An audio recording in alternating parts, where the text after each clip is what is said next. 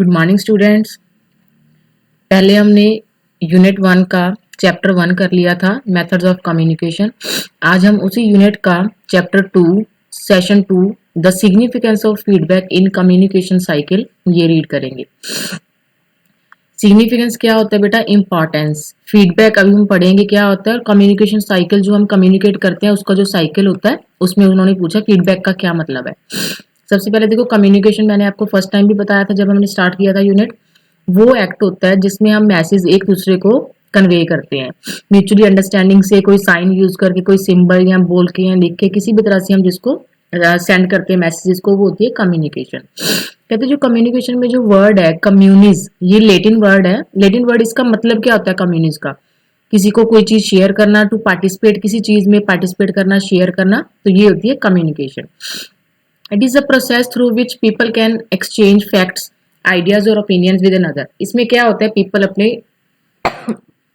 Sorry students, इसमें जो people है अपने जो भी है एक्सचेंज फैक्ट्स और आइडियाज ओपिनियंस को एक दूसरे के साथ शेयर करते हैं। कम्युनिकेशन का कहते हैं हमारी लाइफ में बहुत ही ज्यादा इंपॉर्टेंस है। इससे क्या होता है, रिलेशनशिप बिल्ट होते हैं। अगर हम किसी से कुछ बोल के बताते हैं तभी तो उनको हमारी बात समझ में आती है। पूरी यूनिवर्स में जो भी हमें नॉलेज है वो कम्युनिकेशन के थ्रू ही नॉलेज है। अगर हम किसी चीज से पढ़ नहीं पाएंगे, देख नहीं पाएंगे, सुन नहीं पाएंगे, बोल नहीं पाएंगे, कन्वर्सेशन नहीं करेंगे, तो हमें उस चीज के बारे में कैसे पता लगेगा? तो कम्युनिकेशन आजकल की लाइफ है जो ह्यूमन लाइफ में बहुत ही बड़ा मीनिंग रखती है। नाउ लेटेस्ट स्टूडेंट्स, हम पढ़ते हैं कम्युनिकेशन साइकिल क्या होता है। कम्युनिकेशन सबको पता लग गया, बस ये होता है भी कम्युनिकेशन है जो डाटा हमारा सेंडर से रिसीवर तक कैसे पहुंचता है, वो होता है कम्युनिकेशन साइकिल। कम्युनिकेशन कहते हैं इसमें मतलब होता है कम्युनिकेशन में डाटे को गिव करना, रिसीव और एक्सचेंज करना अपने आइडियाज को। ये तो वही चीज है जो कम्युनिकेशन को बोला जाता है। इसमें मेन पार्ट क्या होता है कम्युनिकेशन साइकिल में, एक सेंडर होता है और एक रिसीवर होता है। यहाँ पे जो ट्रांसमिशन ऑफ सेंडर्स आइडिया, एक सेंडर होता है एक रिसीवर होता है। जो सेंडर होता है, ये लाइन पढ़ो, the transmission of sender's idea to receiver.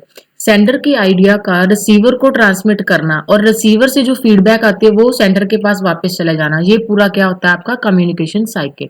आगे आपके पास डायग्राम भी आएगी, उससे समझ आ जाएगा। बट इस डायग्राम में सिर्फ ये बताया गया ये कम्युनिकेट हो रही है। देखो ये सारे पर्सन एक दूसरे से कुछ ना कुछ बोल रहे हैं, तो इस डायग्राम में क्या दिखाया गया, कम्युनिकेशन। तो इसमें क्या होता है देखो, यहाँ पे जब हम कहते हैं एक जो सबसे पहला प्रोसेस कम्युनिकेशन का स्टार्ट होता है सेंडर से। सेंडर क्या करता है, अपने आइडिया को, एक डाटे को, मतलब रिसीवर को सेंड करता है, तो वो कोई भी हो सकता है डाटा। नेक्स्ट स्टेप में क्या होता है, वो अपने मैसेज को एक ऐसी लैंग्वेज में कन्वर्ट करता है जिससे रिसीवर को समझ आ जाए, तो उसको बोला जाता है एनकोडिंग। क्या बोला जाता है, एनकोडिंग। फिर जो एनकोडिंग प्रोसेस है वो किसी कम्युनिकेशन चैनल के थ्रू रिसीवर के पास जाती है। रिसीवर उसको लेता है और उसको डी कोड करता है दोबारा अपने समझने के लिए। फिर उसका जो डी कोड करके उसको मैसेज समझ में आता है, फिर वो उसका आंसर देता है। आंसर मतलब रिस्पॉन्स, रिस्पॉन्स मतलब फीडबैक। अब आपको फीडबैक पता लगी। जब हम किसी से कोई भी बात सुनते हैं या कोई भी चीज देखते हैं, उसके बारे में हमारा क्या ओपिनियन है, हम उसका क्या रिजल्ट देंगे, क्या आंसर देंगे, वो क्या होती है फीडबैक। तो वो फीडबैक दोबारा किसके पास जाती है, सेंडर के पास। तो इस तरह से ये पूरा कम्युनिकेशन साइकिल चलता है। देखो हम डायग्राम से देखते हैं पहले। देखो ये रहा सेंडर। सेंडर ने मैसेज भेजा और एनकोड, मतलब उसने मैसेज को एनकोड किया, लिखा भी मैंने कैसे उसको भेजना है, उसको सेटिंग की सारी। फिर किसी चैनल के थ्रू उसको भेजेगा, लाइक वो बोल के बताएगा या फिर लिख के बताएगा या फिर विजुअल वे में बताएगा, कोई भी चैनल हो सकता है। डी कोड, वो उस मैसेज को अपने तरीके से समझने के लिए उसको डी कोड करेगा भी उसने मेरे को क्या भेजा है, ताकि मेरे को समझ में आ जाए। रिसीवर को जब डी कोड करने के बाद समझ में आ गया तो फिर उसका आंसर देगा, जिसको कहा जाता है फीडबैक, जो कि सीधी किसके पास जाती है, सेंडर के पास। तो ये क्या हमारा कम्युनिकेशन साइकिल। तो ये सोसाइटी में जो कम्युनिकेशन है हमारी one of the fundamental element of society, क्योंकि जो भी इंटरेक्शन है ह्यूमन की कम्युनिकेशन साइकिल के थ्रू ही होती है। हम किसी की बात कैसे भी समझते हैं, अंडरस्टैंडिंग होती है हमारे बीच, कम्युनिकेशन के थ्रू ही होती है। तो इसलिए जो फीडबैक है रिसीवर की तरफ से बहुत ही इंपॉर्टेंट रोल प्ले करती है यहाँ पे। भी कम्युनिकेशन का एंड में रिजल्ट क्या है, भी हमें उसके बारे में पता लगे, भी हमारे हमने जो चीज भेजी है या सेंड की है जो भी है वो अच्छी है, उसमें कोई कमी तो नहीं है या कोई भी प्रॉब्लम है, तो हमें फीडबैक मिलनी जरूरी है। कहते हैं अगर हो जाए, देखो लास्ट टाइम में पढ़ते हैं हम, in the entire process of communication there is a possibility of misunderstanding. कई बार क्या होता है, हम कहना कुछ और जाता है पर समझ कोई कुछ और जाता है, ये मिसअंडरस्टैंडिंग होती है। उसको एक नेम दिया गया यहाँ पे, ब्रेन ड्रेन। क्या नेम दिया गया है, ब्रेन ड्रेन। तो कहते हैं it may arise at the sender side if appropriate medium for delivery of message is chosen. कहते हैं अगर हम यहाँ पे अच्छा मीडियम चूज करेंगे उसको सेंड करने का, अगर छोटी बात है बोल के बता सकते हो, अगर लॉन्ग है लिख के बता सकते हो, विजुअल में चैनल बहुत अच्छे सोच समझ के यूज करना चाहिए ताकि दूसरे पर्सन को हमारी जो बात है वो समझ में आ जाए। कहते हैं अब इसमें देखो पढ़ते हैं हम, सेंडर कौन होता है, वैसे तो पता लग ही गया होगा, जो मैसेज भेजता है वो क्या होता है, सेंडर। मैसेज जो इन्फॉर्मेशन हमें भेजनी है आगे वो होती है मैसेज। एनकोडिंग उसको सेट करता है मैसेज को आगे अप्रोप्रिएट वे में ताकि वो आगे सेंड हो सके। चैनल जिसके थ्रू हम मैसेज को कन्वे करेंगे, कोई मीडियम आपका। रिसीवर जिस पर्सन को वो मैसेज हम सेंड कर रहे हैं वो कौन होता है, receiver. Decoding how the receiver understand और इंटरप्रेट द मैसेज, मतलब रिसीवर उस मैसेज को किस तरह से समझेगा, वो होता है डिकोडिंग। फीडबैक समझने के बाद वो उसका रिप्लाई करता है, आंसर देता है सेंडर को, वो क्या होती है, फीडबैक। चलो स्टूडेंट्स नेक्स्ट हम पढ़ते हैं meaning and importance of feedback. वैसे तो देखो घूम फिर के वही बात ही आ रही है, बट फिर भी हम जो फीडबैक है उसका मीनिंग पढ़ते हैं। Feedback is a process in which the effect और output of an action is return to modify the next action. कहते हैं एक ऐसी आउटपुट है उस एक्शन की जो हमने is return to modify the next action, मतलब नेक्स्ट स्टेप लेने से पहले अगर हमें पहले वाले स्टेप की फीडबैक मिल जाए तो हम नेक्स्ट स्टेप में अच्छा परफॉर्म कर सकते हैं। इसीलिए फीडबैक बहुत ज्यादा इंपॉर्टेंट होती है। देखो फीडबैक में ये देखो आपको डायग्राम दिखाए गए हैं।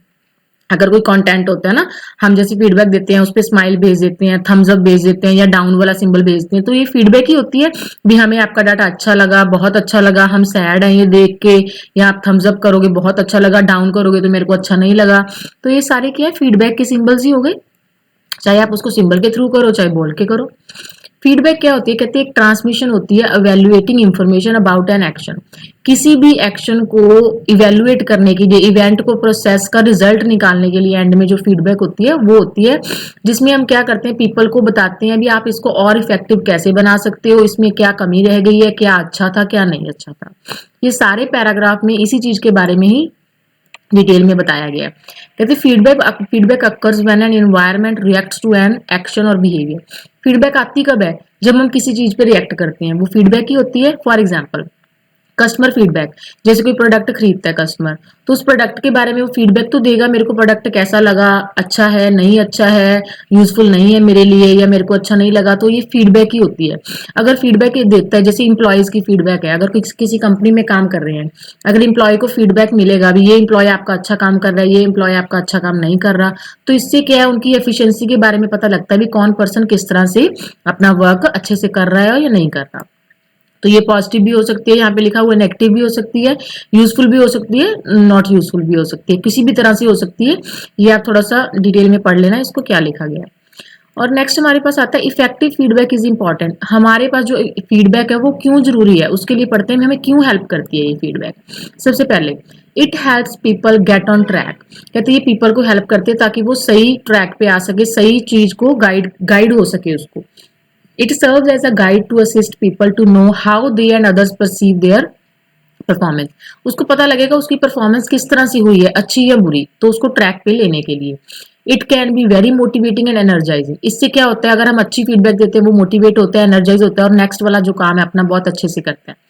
It improves the connectivity and belonging. कहते हैं इसमें क्या है, फीडबैक देने से तो हमारी जो कनेक्टिविटी है उनके साथ, ऑर्गेनाइजेशन के साथ, या मतलब रिलेशनशिप है जो अपना, वो अच्छा बनता है अगर हम उसको बोल के फीडबैक देते हैं उस चीज की। अगर हम उसका रिप्लाई नहीं करेंगे तो हमारा कम्युनिकेशन कैसे पॉसिबल होगा। Next it makes us self aware. कहते हैं अगर हम किसी की फीडबैक बताते हैं भी आपने ये चीज इंप्रूव करनी है, ये सही नहीं है, तो कहते हैं इससे क्या होता है, उसमें सेल्फ अवेयरनेस आती है, भी उसको पता लगता है मैं अपने आप को मॉनिटर कर रहा है, भी मेरे में कहाँ में कमी रह गई है, मैं मुझको कहाँ पे चेंज करना है। तो इससे उसकी क्या जो चीज है वो ज्यादा हाई हो जाती है, एनरिच होती है सेल्फ नॉलेज, उसकी नॉलेज बढ़ जाती है इससे। Feedback motivate to perform better. Feedback बहुत ही मोटिवेट करती है, जैसे अब मैं आपको वीडियोस दे रही हूँ, अगर आप कमेंट्स करते हो, अगर आप बताते हो भी आपको वीडियो किस तरह से लगी, ये भी तो एक फीडबैक ही होती है। तो इससे सामने वाले पर्सन की जो मोटिवेशन है बहुत ज्यादा बढ़ती है और वो अच्छा परफॉर्म करना चाहता है, आगे भी मैं अपने स्टूडेंट्स को अच्छी तरह से और पढ़ा सकूं। तो ये सारी फीडबैक ही होती है। जैसे अगर आप टेस्ट देते हो, अगर आप टेस्ट में जो आपके मार्क्स हैं वो मैं आपको बताऊंगी, तो ये फीडबैक ही होगी एक तरह से, मैं आपको बताऊंगी आपकी कहाँ पे कमी है ताकि नेक्स्ट टाइम वो आपकी कमी ना रह पाए। तो ये सारी फीडबैक ही होती है। Feedback is an important tool for continued learning. Learning को कंटिन्यू रखने के लिए फीडबैक बहुत जरूरी है। अगर सपोज आपने टेस्ट दे दिया, मैंने आपकी गलती नहीं निकाली उसमें, तो फिर नेक्स्ट टाइम फिर वही गलती होगी, फिर वही गलती होगी, तो फिर फीडबैक मैंने दी नहीं। तो इस चीज की कंटिन्यू लर्निंग के लिए फीडबैक बहुत ही जरूरी होती है। Feedback is an important across the entire organization in order to remain aligned goals, strategies को बनाए रखने के लिए हमें फीडबैक बहुत ही ज़्यादा जरूरी होती है। कंटिन्यू लर्निंग इज अ की टू इम्प्रूविंग। अगर हमें अपनी लाइफ में इम्प्रूव करना है तो कंटिन्यू लर्निंग रखनी पड़ेगी, कंटिन्यू लर्निंग रखनी है तो आपको फीडबैक पे डिपेंड रहना पड़ेगा। आई होप स्टूडेंट्स ये आपको पार्ट समझ में आ गया होगा फीडबैक का और कम्युनिकेशन का। यहाँ पे आपके क्वेश्चन आंसर है, शॉर्ट क्वेश्चन आंसर। कम्युनिकेशन क्या है, फीडबैक क्या होती है, कम्युनिकेशन साइकिल को ड्रॉ करना है, उस कंपोनेंट का नाम बताना है जिससे कम्युनिकेशन साइकिल आपका कंप्लीट होगा। ऑरल कम्युनिकेशन, ये आपके पहले वाले टॉपिक में से क्वेश्चन है, ऑरल कम्युनिकेशन क्या होती है आपने की हुई है। And list any 4 things one must keep in mind while giving the feedback. Feedback देते समय आपको किन चीजों का ध्यान रखना चाहिए। आई होप आप इन क्वेश्चंस को कर लोगे, बाकी इनके आंसर आपको पीडीएफ में मिल जाएंगे। Okay students, thank you, bye bye.